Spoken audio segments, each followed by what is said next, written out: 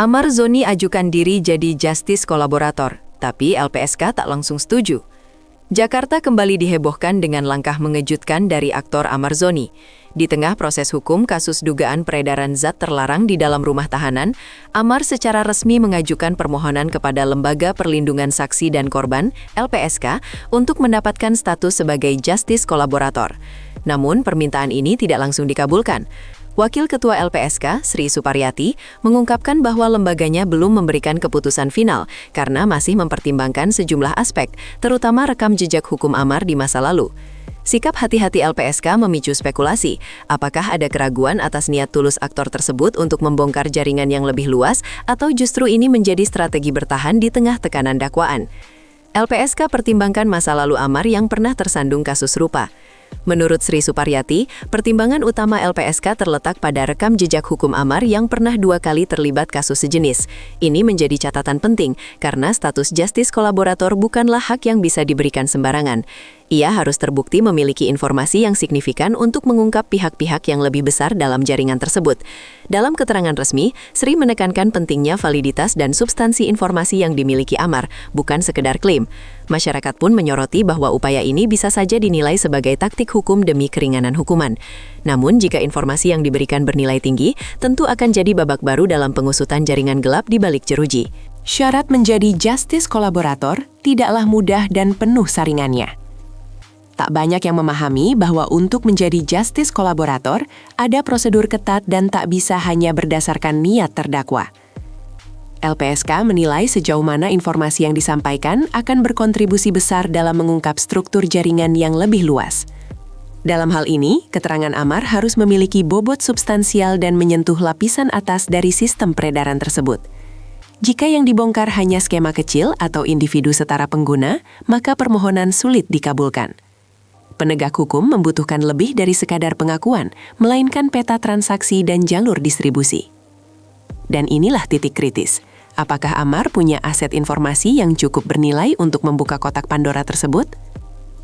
Sidang mengungkap Amar diduga terima 100 gram sabu dari sosok buron bernama Andre.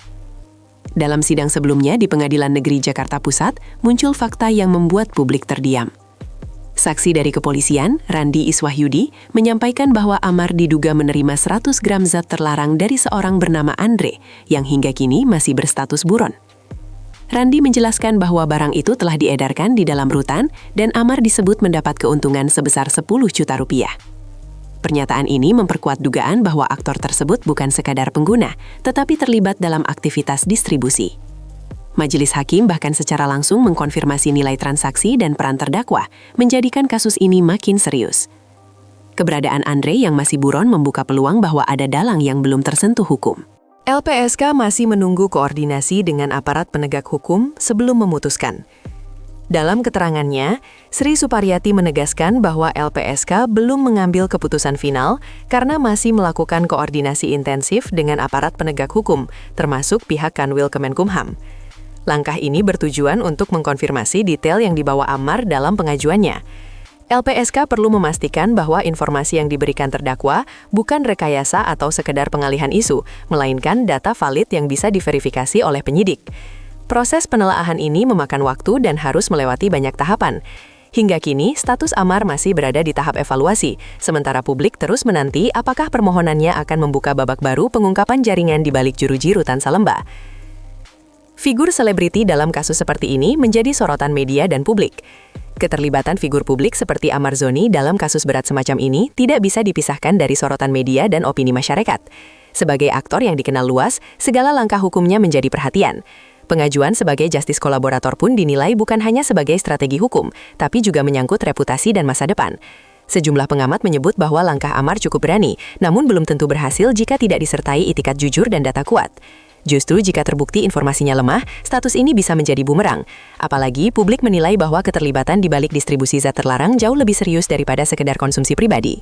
Pertanyaan besar, siapa sebenarnya sosok Andre yang disebut dalam sidang? Nama Andre kini menjadi teka-teki baru dalam proses hukum ini. Disebut sebagai pemberi 100 gram barang terlarang kepada Amar, sosok ini belum tertangkap dan keberadaannya belum diketahui.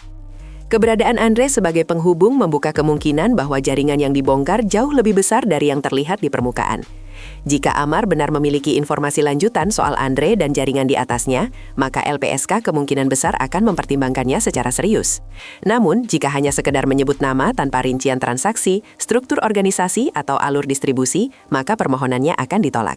Semua tergantung seberapa dalam Amar siap membuka isi peti rahasia tersebut. Poin 8. Keuntungan 10 juta jadi bukti keterlibatan lebih dari sekedar pengguna? Pernyataan bahwa Amar menerima 10 juta dari aktivitas tersebut menjadi sorotan tersendiri. Angka ini menunjukkan bahwa ia tidak sekedar pengguna, tetapi turut mendapat keuntungan dari distribusi. Ini bisa menjadi indikator bahwa ia terlibat dalam sistem yang lebih terorganisir.